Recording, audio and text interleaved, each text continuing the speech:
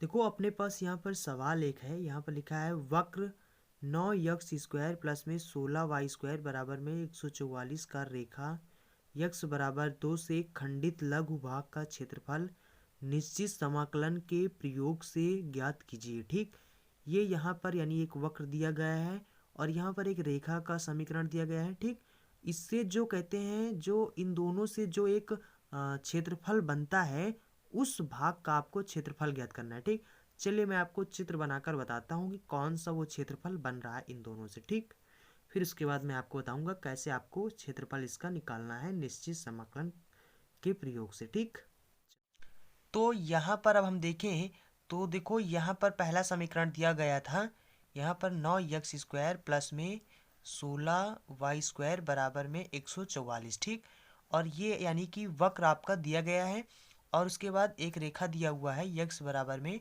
2। ठीक, यक्स बराबर में 2।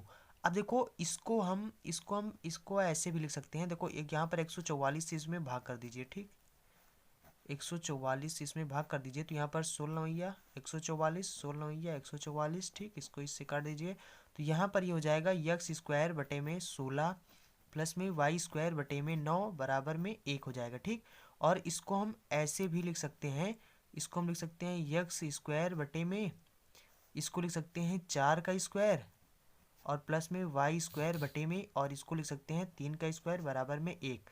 तो देखो यहाँ पर जो हमारा दीर्घवृत्त का जो समीकरण होता है वो क्या होता है, y² बटे में v² बराबर में 1। ठीक, तो ये होता है हमारा दीर्घवृत्त का समीकरण। तो देखो ये जो बना है, ये जो समीकरण है, ये दिया यानी कि ये जो समीकरण दिया गया था, यानी ये क्या है, ये दीर्घवृत्त है। ठीक, और दीर्घवृत्त का जो चित्र होता है वो कैसे बनता है, चलिए मैं आपको बताता हूँ। तो देखो दीर्घवृत्त का जो चित्र होता है वो कैसे बनता है। देखो ये आपका हो गया यक्स अक्ष और ये आपका हो गया वाई अक्ष। ठीक, और यहाँ पर ये क्या है, यक्स अक्ष है। ठीक, और ये है वाई अक्ष। ठीक, अब देखो यहाँ पर जो दीर्घवृत्त बनता है वो ऐसे बनता है। ठीक, ऐसे ऐसे लंबा लंबा यहाँ पर बनता है। ठीक, ये यानी कि अंडाकार बनता है। ठीक, और यहाँ पर अब देखो क्या होगा, अब यहाँ पर कह रहे हैं कि y एक वक्र है। ठीक, ये तो हमारा यानी कि ये तो हमारा वक्र हो गया और यहाँ पर एक रेखा भी है। ठीक, x बराबर 2।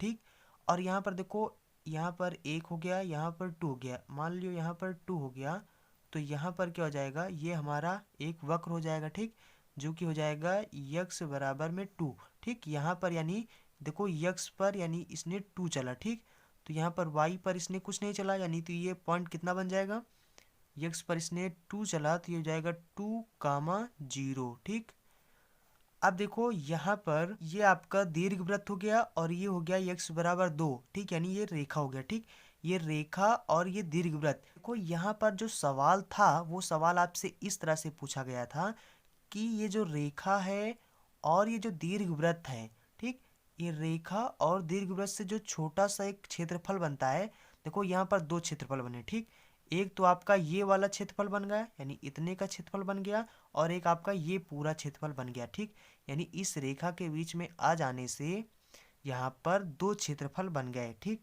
ये देखो बड़ा वाला है और ये छोटा वाला है। ठीक, तो यहाँ पर हमसे सवाल में पूछा गया है कि खंडित जो लघु क्षेत्रफल है, यानी जो छोटा वाला क्षेत्रफल है, इसको हमें क्षेत्रफल यानी इसका क्षेत्रफल हमें ज्ञात करना है। ठीक, तो देखो यहाँ पर मैंने इसको चित्र को सही से बनाया नहीं है, इसलिए नहीं तो जितना ऊपर है उतना नीचे भी होना चाहिए। ठीक, यहाँ पर इसको मैं बना देता हूँ, यहाँ पर इसको ऐसे होना चाहिए। ठीक, यानी जितना ऊपर है उतना नीचे भी होता है। ठीक, तो यहाँ पर हम क्या करेंगे, अब हम यहाँ पर इतने का क्षेत्रफल ज्ञात करेंगे। ठीक, इतने का क्षेत्रफल ज्ञात करेंगे। क्यों, क्योंकि सवाल में बताया गया है कि खंडित लघु भाग जो है उसका हमें क्षेत्रफल बताना है। ठीक, तो चलिए यहाँ पर सबसे पहले हम इसका शीर्ष निकाल लेते हैं। तो यहाँ पर क्या है, देखो शीर्ष क्या होता है, ये एक शीर्ष है, ये एक शीर्ष है, ये एक शीर्ष है और ये एक शीर्ष है। ठीक, ये इसके सब शीर्ष होते हैं। ठीक, तो चलो हम सबसे पहले हम यहाँ पर इसके शीर्ष क्या है इसको पता कर लेते हैं। ठीक, तो यहाँ पर देखो, यहाँ पर आपका क्या है, यहाँ पर ये जो आपका समीकरण दिया हुआ है, ठीक, तो यहाँ पर इसका शीर्ष, पहला शीर्ष क्या हो जाएगा, देखो यक्स पर 4, ठीक, यानी पहला आपका शीर्ष जो बनेगा वो 4 और वाई पर 0, तो जाएगा 4, 0, ठीक, यक्स अक्ष पर 4, 0, यानी ये हो जाएगा 4, 0, ठीक। और उसके बाद वाई अक्ष पर 3, तो वाई अक्ष पर 3, ठीक, तो और यक्स अक्ष पर 0 है तो 0, 3, ये पॉइंट आपका 0, 3 हो जाएगा, ठीक। और यहाँ पर ये इसके शीर्ष हो गए, ठीक। बस हमें यही दो शीर्ष यहाँ पर काम आएंगे, ठीक। और उसके बाद अब यहाँ पर क्या करेंगे, अब हम इसका क्षेत्रफल ज्ञात करेंगे, ठीक। हमें इतने का यानी ये पूरा ये क्षेत्रफल जो है, ठीक, ये जो पूरा क्षेत्रफल है इतना हमें क्षेत्रफल ज्ञात करना है, ठीक, जितना मैंने 6 अंकित कर दिया, ठीक, इतना क्षेत्रफल ज्ञात करना है, ठीक। अब इतना क्षेत्रफल ज्ञात करने के लिए हम क्या करेंगे, हमें इसको निश्चित समाकलन के उपयोग यानी प्रयोग करके हमको इसको क्षेत्रफल बताना है, ठीक। अब यहाँ पर हम करेंगे क्या, देखो यहाँ पर ध्यान देना, ठीक। यहाँ पर अगर हम जितना, देखो जितना ऊपर वाला ये हिस्सा है, देखो यहाँ से, ठीक, यहाँ से जितना ये वाला जो है, ये जो ऊपर वाला जितना है उतना नीचे भी है, ठीक। अगर हमें ऊपर वाले का सिर्फ क्षेत्रफल पता हो जाए तो नीचे वाले का हम, देखो यहाँ पर एक ये हो जाएगा, एक ये हो जाएगा, यानी 2 हो जाएंगे। तो अगर हमें एक का पता चल जाए तो दोनों का हम इकट्ठा निकाल सकते हैं, कैसे, 2 से गुणा कर देंगे या फिर जितना ये होगा उतना ये भी होगा, तो दोनों को या तो हम जोड़ देंगे या फिर 2 से गुणा कर देंगे, तो हमें पूरे का पता चल जाएगा, ठीक। तो इसमें से सिर्फ इतने का हमें क्षेत्रफल अगर पता चल जाए, यानी ऊपर वाला या नीचे वाला किसी भी, अगर किसी का भी अगर हमें क्षेत्रफल पता चल जाए तो हमें दोनों का फिर पता चल जाएगा, ठीक। तो इसलिए हम सबसे पहले चलो ऊपर वाला निकाल लेते हैं कि ऊपर वाला जो क्षेत्रफल है सिर्फ इतना निकालते हैं कि इतना क्षेत्रफल कितना होगा, ठीक, इतने का क्षेत्रफल कितना होगा। अगर हमें ये पता चल जाए तो नीचे वाला हम आसानी से निकालेंगे, यानी 2 से गुणा कर देंगे, बस आ जाएगा, ठीक, यानी इतने पूरे का क्षेत्रफल, ठीक। तो चलो हम इतने का क्षेत्रफल अब कैसे निकालेंगे, देखो यहाँ पर मैं आपको एक चित्र और बनाकर समझा देता हूँ, ठीक। यहाँ पर ये आपका है, ठीक, ये आपका दीर्घवृत्त हो गया और हमें क्षेत्रफल अब सिर्फ इतने का निकालना है और नीचे वाले का पता कर हो जाएगा 2 से गुणा करके, ठीक। तो हमें इतने का क्षेत्रफल यानी अभी निकालना है, ठीक। अभी हमको इतने का क्षेत्रफल निकालना है, ठीक। अब देखो अगर हमें इसका क्षेत्रफल निकालना है तो इतने का क्षेत्रफल निकालना है तो हम पूरे का इकट्ठा तो क्षेत्रफल निकाल नहीं सकते, तो इसलिए हम क्या करेंगे, इसका छोटा सा एकदम छोटा सा पार्ट लेंगे, यानी इस वाले पूरे क्षेत्रफल का एक छोटा सा पार्ट लेंगे। चलो यहाँ पर मैंने इसका इतना इतना पार्ट ले लिया, ठीक, इतना, यानी इतना पार्ट मैंने ले लिया। अब इसका एक छोटा सा अल्पांश आपको लेना है, एक छोटा सा भाग आपको लेना है, फिर अगर आप उसका समाकलन कर देंगे तो पूरे का हमें क्षेत्रफल यानी इतने का पूरे का क्षेत्रफल हमें पता चल जाएगा, ठीक। देखो जैसे कि आपने फिजिक्स में पढ़ा होगा, जैसे कि वहाँ पर क्या था, बायो-सेवर्ट का नियम, ठीक, फिजिक्स में बायो-सेवर्ट का नियम पढ़ा होगा। अब बायो-सेवर्ट के नियम में होता क्या है, वहाँ पर अगर हमें मान लिया कोई एक वृत्ताकार होता है, ठीक, जैसे कि वृत्ताकार होता है, अब उसके केंद्र पर अगर हमें मान लिया निकालना हो या फिर उसके अक्ष पर अगर हमें चुंबकीय क्षेत्र निकालना हो तो वहाँ पर जो हम यूज करते थे, जैसे सूत्र वहाँ पर यूज करते थे, dB बराबर में mu naught ideal sine theta बटे में 4πr², ठीक, ये होता था। यानी फिर अगर हमें पूरे का क्षेत्रफल निकालना होता था, ये तो अल्पांश के लिए था, अगर हमें पूरे का निकालना होता था तो हम उसका समाकलन कर देते थे। तो यानी समाकलन हम क्यों करते हैं, समाकलन का उपयोग हम इसलिए करते हैं अगर कोई छोटा सा पार्ट हो, यानी किसी चीज़ का छोटा सा हो, ठीक, जैसे कि यहाँ पर पूरा इतने की, जैसे वहाँ पर क्या होता था, छोटा सा अल्पांश लेते थे, ठीक, फिर उसके बाद पूरे का क्षेत्रफल जब हमें निकालना होता था तो उसका हम अवकलन कर देते थे, तो यानी पूरे का क्षेत्रफल हमें निकल आता था। तो यहाँ पर अगर हमें इतने का क्षेत्रफल निकालना है तो उसी तरह से हम छोटा सा अल्पांश ले लेंगे, यानी छोटा सा पार्ट ले लेंगे और फिर उसका समाकलन कर देंगे और फिर हमें पूरे का क्षेत्रफल पता चल जाएगा, ठीक। तो हम छोटा सा देखो पार्ट यहाँ पर ले रहे हैं, ठीक, छोटा सा पार्ट ले रहे हैं और ये जो टुकड़ा आपने लिया है, ठीक, छोटा सा, इसकी लंबाई यानी ऐसे लंबाई देखो ये वाई अक्ष पर है, ठीक, वाई अक्ष पर है तो इसकी लंबाई कितना मानोगे आप, वाई मानोगे, ठीक। और इसके बाद यहाँ पर इसकी चौड़ाई कितना है, देखो यहाँ पर यहाँ पर ये चौड़ाई कितना है, देखो यहाँ पर ये यक्स अक्ष पे है, ठीक, यक्स अक्ष पर है, तो इसकी चौड़ाई यानी छोटा सा, यानी इसकी चौड़ाई लेना है हमें यक्स, ठीक, यक्स लेंगे, लेकिन एक ये बहुत छोटी सी चौड़ाई है, बहुत छोटी सी है, तो इसको हम क्या लेंगे, डी यक्स लेंगे, ठीक, डी यक्स लेंगे। डी यक्स हमें क्या बताता है, बहुत छोटा सा यक्स है, ठीक, तो इसकी इसकी जो चौड़ाई होगी वो डी यक्स हो जाएगा, इसकी लंबाई कितना हो जाएगा, वाई हो जाएगा, ठीक। अब देखो यहाँ पर क्या होगा, यहाँ पर इतने का क्षेत्रफल क्या हो जाएगा, तो ए बराबर में ये हो जाएगा, ए बराबर में ये हो जाएगा इंटीग्रेशन, ठीक, पूरे का क्षेत्रफल हम निकाल रहे हैं, ठीक, और यहाँ पर देखो ये हो जाएगा लंबाई गुणे चौड़ाई, ठीक, ये लंबाई हो जाएगा वाई और चौड़ाई कितना हो जाएगा डी एक्स, ठीक। और उसके बाद अब यहाँ पर देखो, अब यहाँ पर इसकी लिमिट रखेंगे, ठीक, तो देखो यहाँ पर लिमिट ये कितना है 2, 0 और ये कितना है 4, 0, ठीक। अब देखो यहाँ पर याद रखो, अगर यहाँ पर डी वाई होता तो देखो यहाँ पर ये यक्स होता है, ये वाई होता है, अगर यहाँ पर डी वाई होता तो यहाँ पर हम लिमिट कितना लेते हैं, 0 से 0 लेते हैं, लेकिन यहाँ पर ये डी एक्स है, ठीक, तो डी एक्स है तो यहाँ पर हम यक्स वाले लेंगे, ठीक, यानी 2 से 4, लिमिट कितना हो जाएगा 2 से 4 हो जाएगा, ठीक। अब यहाँ पर देखो, अब यानी कि अब देखो यहाँ पर हम आपको इकट्ठा बता देते हैं, देखो यहाँ पर इतने यानी इतने का ये ऊपर वाला जितना है ये पूरा क्षेत्रफल इतना है, ठीक, और हमें नीचे वाला भी ज्ञात करना है, ये भी उतना है, तो यहाँ पर चलो हम 2 से गुणा कर देते हैं, ठीक। अब ये हमें पूरे का क्षेत्रफल हो गया, ठीक। अब इसका बस यानी कि इसको सॉल्व कर लीजिए, बस आपका पूरे का क्षेत्रफल निकल आएगा, ठीक, यानी जो क्षेत्रफल निकलेगा वो पूरे का आ जाएगा, ठीक। अब देखो यहाँ पर जो y है, y का मान कैसे निकालोगे, यहाँ पर जो समीकरण दिया गया था, ठीक, समीकरण क्या दिया था, 9x² प्लस में 16y² बराबर में 144 था, ठीक।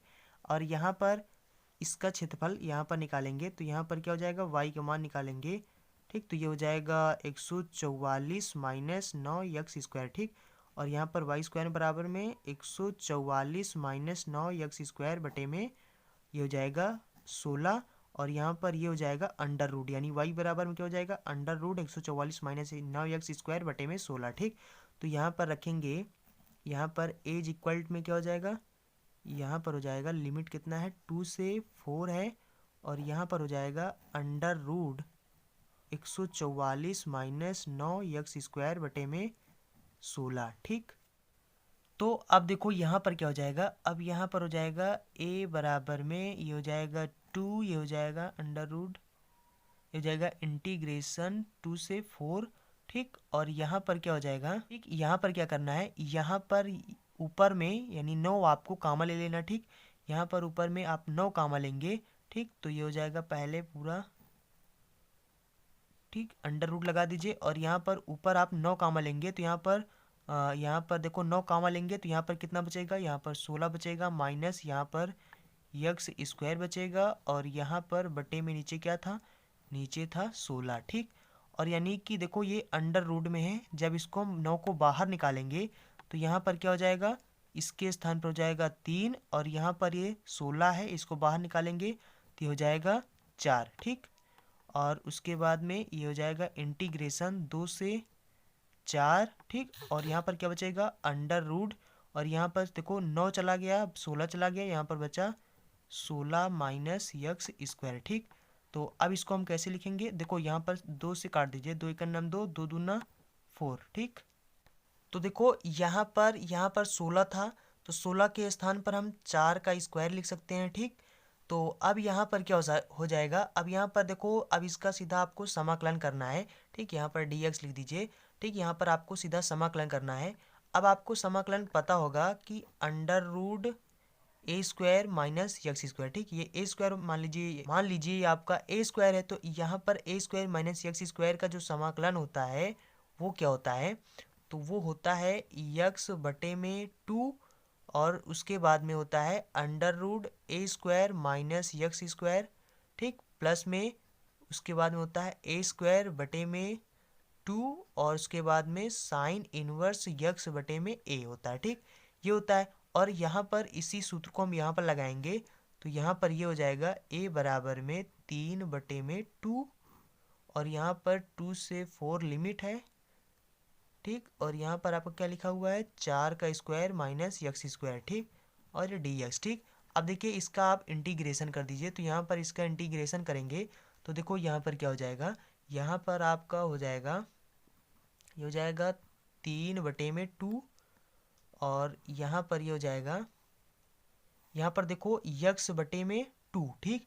तो यानी कि यहाँ पर हो जाएगा x/2, और उसके बाद अंडर रूट में ए स्क्वायर, यानी ए स्क्वायर की जगह पर 4 है, यानी 4 का स्क्वायर कितना हो जाएगा 16 माइनस यक्स स्क्वायर, ठीक।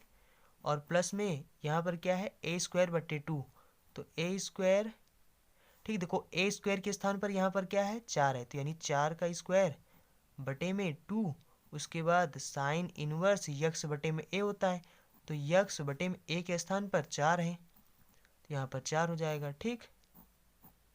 और लिमिट कितना है 2 से 4 है, ठीक। अब यहाँ पर इसका लिमिट धर दीजिए, ठीक। तो यहाँ पर इसका लिमिट रखेंगे तो यहाँ पर क्या हो जाएगा, यहाँ पर हो जाएगा 3/2, और यहाँ पर सबसे पहले 4 वाला लिमिट रखेंगे तो यहाँ पर क्या हो जाएगा, देखो यहाँ पर 4 हो जाएगा, ठीक। और यहाँ पर 4 चौका 16, 16 में से 16 घटाएंगे तो 0 हो जाएगा, ठीक। तो यानी ये पूरा 0 हो जाएगा, ठीक।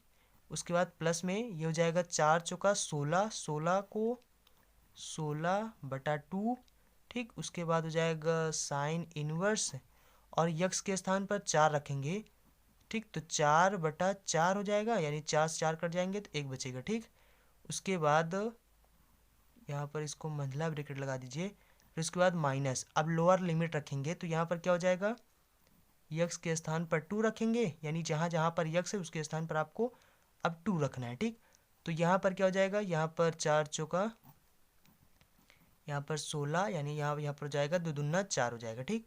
प्लस में, और यहाँ पर क्या हो जाएगा, यहाँ पर अब हो जाएगा 16/2, यानी यहाँ पर 4 चौक 16 हो जाएगा, 16/2, और ये हो जाएगा साइन इनवर्स, यहाँ पर 2 रखेंगे तो हो जाएगा 2/4, 2 से काटेंगे तो 2 का नाम 2, 2 दूना 4, यानी 1/2 आ गया, ठीक। अब यहाँ पर क्या हो जाएगा, तो देखो अब यहाँ पर क्या हो जाएगा, अब यहाँ पर हो जाएगा ये तो पूरा 0 हो गया, इसको इससे काटेंगे तो ये हो जाएगा 8, यानी 8, और यहाँ पर देखो साइन इनवर्स 1, ठीक। तो यहाँ पर देखो क्या हो जाएगा, देखो आपको पता होगा कि साइन इनवर्स 1 का मान क्या होता है। देखो 1 का मतलब क्या हुआ, 1 के स्थान पर हम क्या लिख सकते हैं, 1 के स्थान पर हम लिख सकते हैं साइन 90, ठीक। साइन 90 का मान कितना होता है 1 होता है, तो यानी 90 को हम लिख सकते हैं रेडियन में क्या लिखेंगे π/4 लिखे, यानी π/2 लिखेंगे, तो इसको हम π/2 लिख सकते हैं, ठीक।